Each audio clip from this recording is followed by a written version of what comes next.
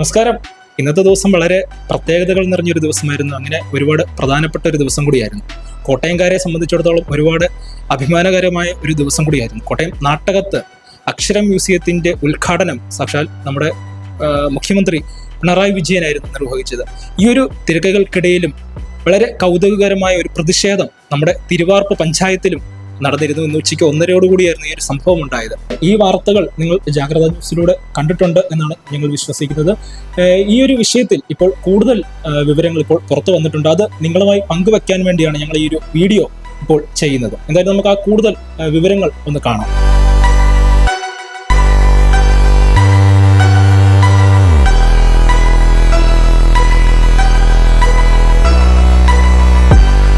കോട്ടയം തിരുവാർപ്പ് കിളിരൂർക്കുന്ന ആറാട്ടുകടവിൽ ട്രാൻസ്ഫോമറിന് മുകളിൽ കയറി യുവാവിന്റെ പ്രതിഷേധം.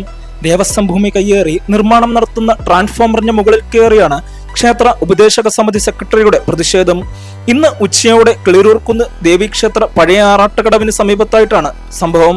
കോത്താടി വീടിൽ ജയേഷാണ് ട്രാൻസ്ഫോമറിന് മുകളിൽ കയറി പ്രതിഷേധിച്ചത്. അതേസമയം വൈദ്യുതിയുടെ ഗുണഭോക്താക്കളായ ജനങ്ങൾ ദേവസ്വം സെക്രട്ടറിയുടെ പ്രതിഷേധത്തിന് എതിരെ സംഘടിച്ചത് സംഘർഷ സാധ്യത സൃഷ്ടിച്ചു. കുമരകം പോലീസ് സ്ഥലത്തെത്തി കരാറുകാരനുമായി സംസാരിച്ച് നിർമ്മാണ പ്രവർത്തനം നിർത്തിവെച്ച ശേഷമാണ് ക്ഷേത്രം സെക്രട്ടറി ട്രാൻസ്ഫോമറിൽ നിന്നും താഴെയിറങ്ങിയത്. ക്ഷേത്രത്തിന്റെ ആറാട്ടുകടവ് ആണെന്നും ഇവിടെ ആനകളും വാദ്യമേളകളും നിൽക്കേണ്ട സ്ഥലമാണെന്നും ഭൂമി ദേവസ്വം വകയാണെന്നും ചൂണ്ടിക്കാട്ടിയാണ് പ്രതിഷേധം. തോടിനക്കരെ പുറമ്പോക്ക് ഭൂമിയുള്ളപ്പോൾ ആറാട്ടുകടവിൽ തന്നെ ട്രാൻസ്ഫോമർ സ്ഥാപിക്കുന്നതിൽ ദുരുദ്ദേശമുണ്ടെന്ന് ഉപദേശക സമിതി അംഗം രാജേഷ് KR പറഞ്ഞു.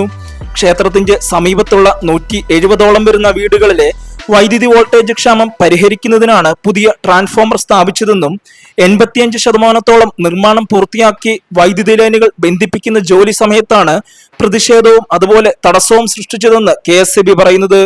ദേവസ്വം ഭൂമിയിൽ അതിക്രമിച്ചു കയറിയാണ് KSEB നിർമ്മാണം ആരംഭിച്ചതെന്നും നിർമ്മാണം ആരംഭിച്ചപ്പോൾ തന്നെ പരാതികൾ നൽകിയതായും ക്ഷേത്ര ഭാരവാഹികൾ അവകാശപ്പെടുന്നു.